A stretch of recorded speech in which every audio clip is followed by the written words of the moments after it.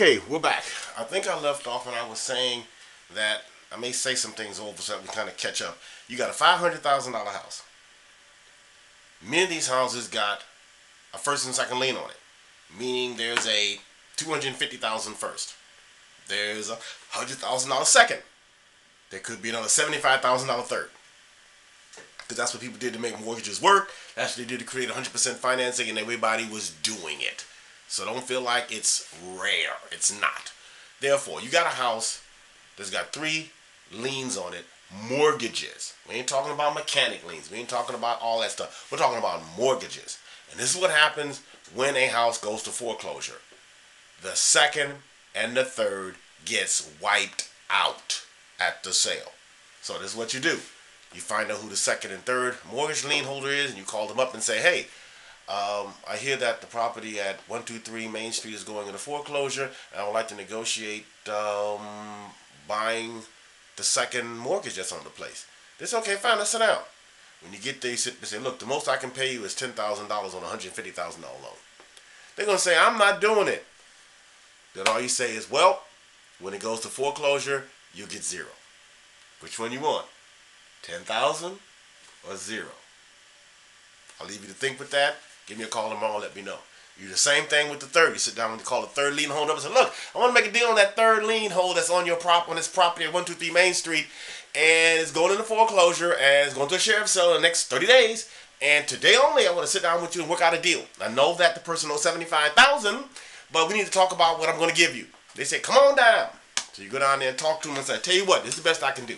I can only do $5,000. They're going to say, you crazy. Get out of my office.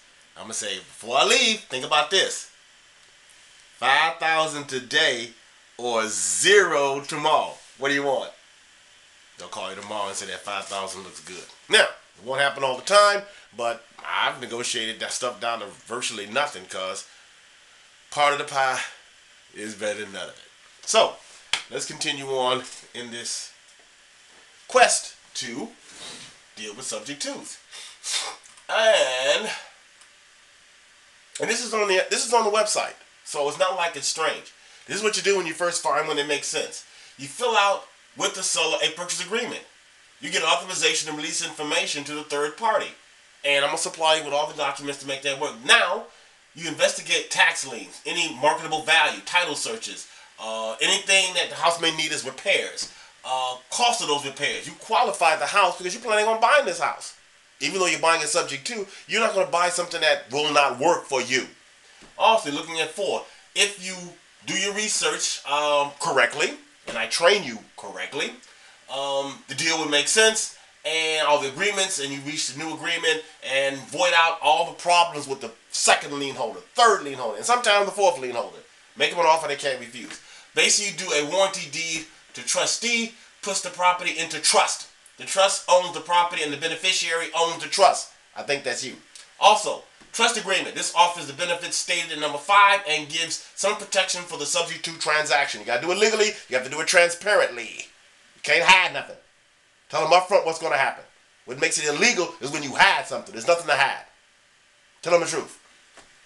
Letter of agreement and addendum is part of it. Mortgage change letter advises the mortgage company the property has been put into trust, and the name of the trustee, and that is checked, will be you. Also, change the insurance, because you got to have insurance on the property. And then you create a limited power of attorney with your attorney, and the document allows you and your company to sign on behalf of the seller and matters of insurance, payoffs, and request escrow account. Get copies of originals in some cases, mortgage coupon book, info, online payments, copies of original deed and mortgage, current insurance, policy, survey, title insurance, policies, appraisals, coat alarms, and garage door openers if there is some, because you're buying the house subject to, and if you leave something out, you will lose. Therefore, when you're doing a subject to transaction, be genuine and explain the transaction thoroughly. You will solve their problem. Do not make any promises you can't keep. Subject to is the biggest potential and risk. You can get some bad deals, bad tenants, interference with sellers after the fact, due on sale clause. It's a risk, but don't worry about it. They never do it.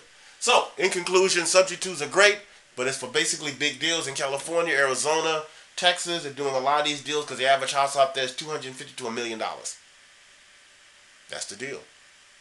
So, we're going to go into our conclusion, and I hope you got something out of this particular video, because if you decide to hire me to solve your money problems, I'm going to train you on how to do all 7 of these. It will take time. It will not happen overnight, but it will take time. You have the time.